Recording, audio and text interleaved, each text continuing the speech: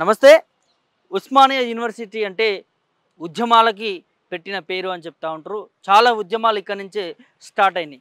కానీ ఇప్పుడు వచ్చినటువంటి కాంగ్రెస్ ప్రభుత్వము ఇక్కడ ఎలాంటి ధర్నాలు చేయకూడదు, ఎలాంటి నిరసనలు తెలపకూడదు అంటూ ఒక సర్క్యులర్‌ని జారీ చేయడం జరిగింది. సో మరి ఈ అంశం మీద మనతో మాట్లాడేందుకు ఏబీవీపీ నాయకులు రాజు ఉన్నారు. ఒకసారి వారితో మాట్లాడదాం. అసలు ఎట్లా చూస్తారు? మరి ఎంతో పేరున్నటువంటి ఉస్మానియా యూనివర్సిటీకి సంబంధించి ఈ ప్రాంగణంలో ధర్నాలు చేయకుండా ఉండాలంటే ఉండగలుగుతారా? అసలు ఎందుకు ఇలాంటి చర్యలు తీసుకోవాల్సి వచ్చిందనే అంశాలన్నిటిని కూడా వారితో మాట్లాడి చర్చిద్దాం. నమస్తే బ్రదర్. నమస్తే అన్న. ఎట్లా చూస్తారు? సర్క్యులర్‌ని జారీ చేసిర్రు. సో మరి ధర్నాలు చేయొద్దట, నిరసనలు తెలపొద్దట.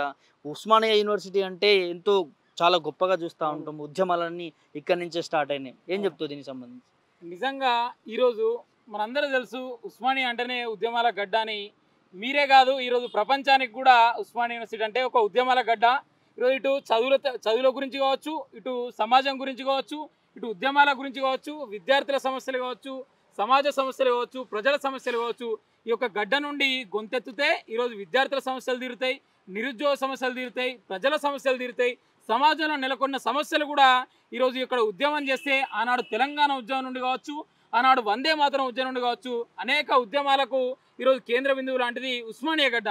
అలాంటి ఉస్మానియా గడ్డలో మనం అందరం చూస్తున్నాం. ఈరోజు చీకటి రోజులు మన అందరం కూడా కనబడుతున్నాయి. ఈరోజు చూసుకున్నట్టయితే తెలంగాణ రాష్ట్రంలో ఈరోజు మనం అందరం చెప్తాం, ప్రజాపాలన పేరుతోటి ఈరోజు అధికారంలోకి వచ్చిన రాష్ట్ర ప్రభుత్వం ఈ యొక్క యూనివర్సిటీలో ఈరోజు ఇలాంటి నిర్బంధాలకు గురి చేసే సర్క్యులర్ని ఈ యొక్క వీసీ చేత ఇప్పించడాన్ని ఏబీపీ తీవ్రంగా ఖండిస్తుంది. అన్నా మేము ఒకటి అడుగుతున్నాం, ఈరోజు ఉస్మానియా యూనివర్సిటీ విద్యార్థులు ఒక మెరిట్ ఆధారంగా వచ్చిన విద్యార్థులు ఈరోజు చదువుకోవడానికి ఈరోజు సదుపాయాలు లేవు, క్లాస్ రూమ్లు సరిగ్గా లేవు, ఈరోజు ఇక్కడ బోధన సిబ్బంది సరిగ్గా లేవు, ఈరోజు నాణ్యమైన భోజనం పెడతలేరు, హాస్టల్ శిథిలావస్థలు ఉన్నాయి, ఇక్కడ సరిపడా బోధన సిబ్బంది లేదు, అనేక అంశాల మీద ఈరోజు సమస్యలు ఉన్నాయి. మొన్నటికి మొన్న ఒక బ్లేడ్ వచ్చినా కూడా విద్యార్థులు రోడ్డు మీదకి ఎక్కి ధర్నా చేస్తే ఈ యొక్క వీసీ ఏ రోజు కూడా విద్యార్థుల దగ్గర పోయి చూసిన దాఖలాలు. ఇదే యూనివర్సిటీలో పురుగులు అన్నం పెట్టినా ఈరోజు క్లాస్ రూమ్లలో నిన్న చూసిన ఒక బాత్రూమ్లలో ఒక పైకప్పు మీద పడి ఒక విద్యార్థి గాయమైనా కూడా ఇక్కడ ఉన్న వీసీ ఏ రోజు కూడా ఆ విద్యార్థి దగ్గరకు కావచ్చు, ఆ యొక్క హాస్టల్ దగ్గరికి కావచ్చు, ఈ యొక్క నాణ్యమైన భోజనం పెడుతున్నారని మెస్ దగ్గరికి కావచ్చు పోయిన దాఖలాలు. కానీ ఈరోజు మనందరం చూస్తున్నాం, ఈరోజు విద్యార్థులకు అడిగే హక్కు లేదా? ఈరోజు యూనివర్సిటీలో విద్యార్థులకు అడిగే హక్కు ఎందుకు లేదు? ఈరోజు రాజ్యాంగబద్ధమైన ఈరోజు ఆర్టికల్ 19 ప్రకారం డాక్టర్ అంబేద్కర్ని గౌరవిస్తూ ఈరోజు రాజ్యాంగబద్ధంగా ఈరోజు ప్రజాస్వామ్యంలో వండుకుంటూ ఈరోజు అడిగే హక్కు ఉన్నది కాబట్టి మేము అడుగుతున్నాం. నీకు కావాలంటే చెయ్యి, విద్యార్థులకు ఈరోజు అభివృద్ధి చేయడానికి ఒక హాస్టల్ గురించి సర్క్యులర్ ఇస్తా అని చెప్పు, ఈరోజు బోధన సిబ్బందిని నియమిస్తాను ఒక సర్క్యులరీ, లేకపోతే ఈరోజు క్లాస్ రూమ్ బాగా బలోపేతం చేస్తాను సర్క్యులరీ, నాణ్యమైన భోజనం పెడతాను సర్క్యులరీ. అంతేగాని విద్యార్థులు ఈరోజు గొంతెత్తదంటే ఒకటి దృష్టి ఉంచుకో, ఈరోజు ఈ యొక్క యూనివర్సిటీకి 6 నెలల కింద ఒక ఐఏఎస్ రిటైర్డ్ ఆఫీసర్ ఉండే వీసీగా, ఆ యొక్క రిటైర్డ్ ఆఫీసర్ మాకు వద్దు, యూనివర్సిటీ బలోపేతం కోసం ఒక పర్మనెంట్ వీసీని పెట్టాలి, పర్మనెంట్ వీసీని పెడితేనే యూనివర్సిటీకి ఈరోజు బ్లాక్ గ్రాంట్స్ వస్తాయి, యూనివర్సిటీ అభివృద్ధి ఎందుదని ఈరోజు విద్యార్థులందరూ ఉద్యమిస్తేనే ఇక్కడికి వీసీ కుమార్ గారు ప్రజాపాలన చేత ఎన్నుకోబడ్డాడు. ఇప్పటికైనా మేము ఒకటే అడుగుతున్నాం, నువ్వు ఈరోజు విద్యార్థుల ధర్నాల వల్ల, రాస్తారోకల వల్ల, ఉద్యమాల వల్ల ఈరోజు ప్రభుత్వం చేత ఎన్నుకోబడ్డ వీసీవి నువ్వు. ఈరోజు మేము ఒకటే అడుగుతున్నాం, విద్యార్థుల కొరకు ఉన్నావా, ప్రభుత్వ పక్షాన ఉన్నావా వీసీ? ఇప్పటికైనా తేట తెలుపు చేయాలి. నిజంగా విద్యార్థుల పక్షాన ఉంటే ఆ సర్క్యులర్ని వెనక్కి తీసుకొని ఇప్పటికైనా విద్యార్థులకు క్షమాపణ చెప్పి యూనివర్సిటీ అభివృద్ధి గురించి కావచ్చు, విద్యార్థుల అభివృద్ధి గురించి కావచ్చు, యూనివర్సిటీకి నిన్న చూసినాం మనం, యూనివర్సిటీకి రూపాయి కేటాయించలే బడ్జెట్లో, ఈ యొక్క విద్యారంగానికి 7.57% బడ్జెట్ కేటాయించరు. మరి వీటన్నిటి గురించి ఒక యూనివర్సిటీకి 1000 కోట్ల రూపాయలు తేగలిగినావు నువ్వు? సర్క్యులర్ జారీ చేసినావు. మరి ప్రభుత్వం చెప్పిందని సర్క్యులర్ జారీ చేసినావు. ఇదే ప్రభుత్వం యూనివర్సిటీకి రూపాయి బడ్జెట్ కేటాయించలే. మరి దీని గురించి అడిగే హక్కు నీకు లేదా? విద్యార్థుల సంక్షేమం గురించి అడిగే హక్కు నీకు లేదా? ఈరోజు ప్రభుత్వం నుండి 2 హాస్టళ్లను నువ్వు తేగలిగినవా? ఈరోజు ప్రభుత్వం నుండి నాణ్యమైన భోజనం పెట్టేయగలిగినవా? ఈరోజు ప్రభుత్వం నుండి పెండింగ్లో ఉన్న స్కాలర్షిప్ ఒక యూనివర్సిటీ తేయగలిగినవా? ఈ యొక్క ప్రభుత్వం నుండి బోధన సిబ్బందిని యూనివర్సిటీలో నియమించే ప్రక్రియ చేయగలిగినవా? ఇవన్నేమో అసమర్థాలు నియారబెట్టుకొని ఈరోజు విద్యార్థులు ధర్నా చేయొద్దంటే ఇది ఎంతవరకు కరెక్ట్ అని మేము వీసీ గారిని అడుగుతున్నాం అన్న.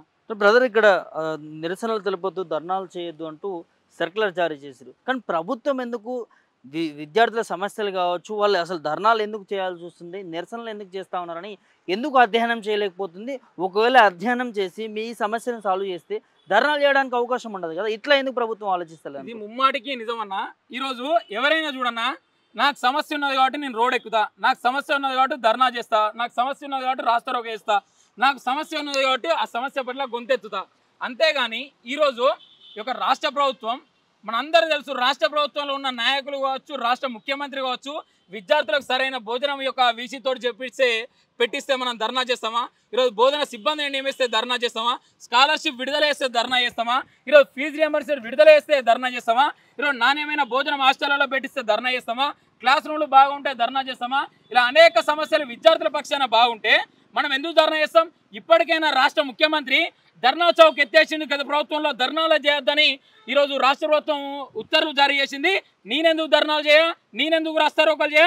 ఆర్టికల్ 19 ఉంది, నేను అంబేద్కర్ని గౌరవిస్తా అని చెప్పిన ఈ యొక్క రాష్ట్ర ముఖ్యమంత్రి ఆనాడు అనేక ధర్నాలు చేసిన తర్వాత ఈరోజు గద్దెనెక్కిండు. మరి ఈరోజు విద్యార్థులకు అనేక సమస్యలు ఉన్నాయి. ఏ రోజైనా విద్యార్థుల దగ్గరికి వచ్చి ఈ యొక్క వీసీ కావచ్చు, ఇక్కడ ఉన్న రాష్ట్ర ముఖ్యమంత్రి కావచ్చు, ఈ యొక్క రాష్ట్ర ప్రభుత్వంలో ఉన్న ప్రజాప్రతినిధులు కావచ్చు, ఏదైనా యూనివర్సిటీకి వచ్చి విద్యార్థుల బాగోగులు కావచ్చు, విద్యార్థుల సమస్యలు కావచ్చు, విద్యార్థులకు ఇచ్చిన హామీలు కావచ్చు, మీరు ఏమైనా అడిగే ప్రయత్నం చేసినా?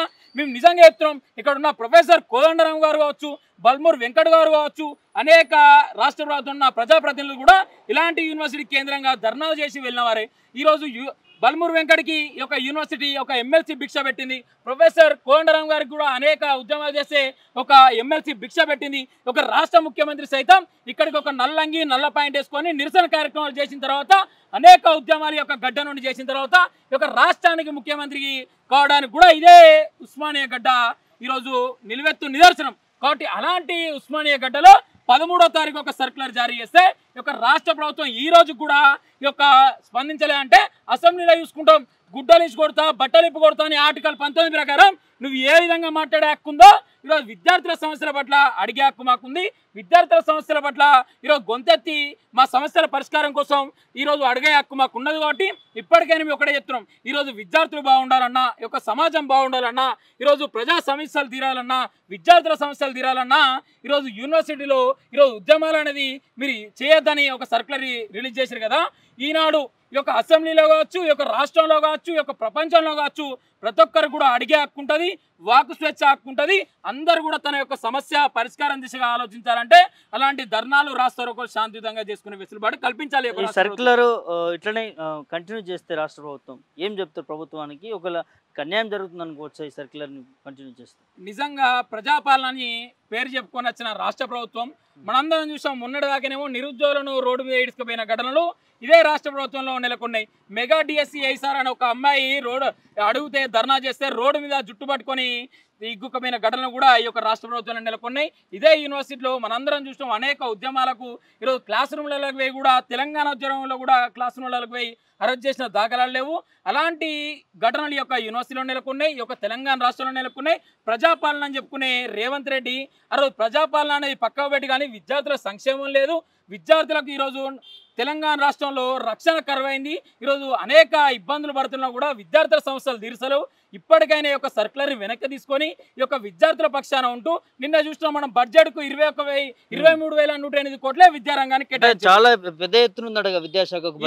నిజంగా ఈ యొక్క రేవంత్ రెడ్డికి చిత్తశుద్ధి ఉంటే మన ఒడ్డెక్కకోమాట ఒడ్డెక్కినాకో మాట అంటారు కదా, అదే తీరుగా ఉంది. ఈ యొక్క మేనిఫెస్టోలో ఈ యొక్క విద్యారంగానికి 15% నిధులు కేటాయిస్తున్న యొక్క రాష్ట్ర ముఖ్యమంత్రి ఈరోజు 7.57% నిధులు యొక్క విద్యారంగానికి కేటాయించండు. దీన్ని ఇప్పుడు ఏమంటారు? ఈ యొక్క విద్యారంగాన్ని బలోపేతం చేసినట్టుందా, విద్యారంగాన్ని చిన్న చూపు చేసినట్టుందా? ఇప్పటికైనా మేము ఒకటే అడుగుతున్నాం, తెలంగాణ రాష్ట్రంలో ఈయనకు ఒక్కటే పడతలేదు. విద్యారంగం అభివృద్ధి చెందితే ఈ యొక్క విద్యార్థులు కావచ్చు, ఈ యొక్క నిరుద్యోగులు కావచ్చు, నాలాంటి వారిని మళ్ళా గద్దె దింపడానికి ప్రయత్నిస్తారు. ఈరోజు ఇలా స్కాలర్షిప్ ఇవ్వద్దు, నాణ్యమైన భోజనం పెట్టద్దు, ఈరోజు క్లాస్ రూమ్లు సరిగ్గా ఉండొద్దు, బోధన సిబ్బందిని నియమించద్దు. ఈరోజు ఇవన్నీ అడిగితే ఈరోజు పోలీసులతో కావచ్చు, ఇలాంటి వీసీలతో కావచ్చు ఒక సర్క్యులర్ రిలీజ్ చేయొచ్చు. ఈ సర్క్యులర్ రిలీజ్ చేసిన తర్వాత విద్యార్థులు అక్కడ కేసులు పెట్టచ్చు, ఈరోజు గొంతు నొక్కే ప్రయత్నం చేయొచ్చు అని వెసులుబాటు కల్పిస్తున్నారు. కాబట్టి ఇప్పటికైనా ఈ యొక్క సర్క్యులర్ని రాష్ట్ర ప్రభుత్వం వెనక్కి తీసుకోవాలని కోరుకుంటున్నాం. ఇది ఏదైతే ప్రభుత్వం నుంచి ఇక్కడ వీసీ నుంచి జారీ చేసినటువంటి ఈ సర్క్యులర్ని వెనక్కి తీసుకోవాలంటూ కూడా విద్యార్థి సంఘాలు ఖండిస్తూ ఉన్నాయి.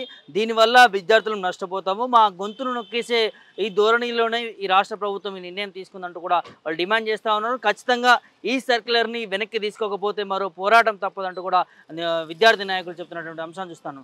వీడియో జర్నలిస్ట్ శివతో Prabhakar, mirror TV, Osmania university నుంచి.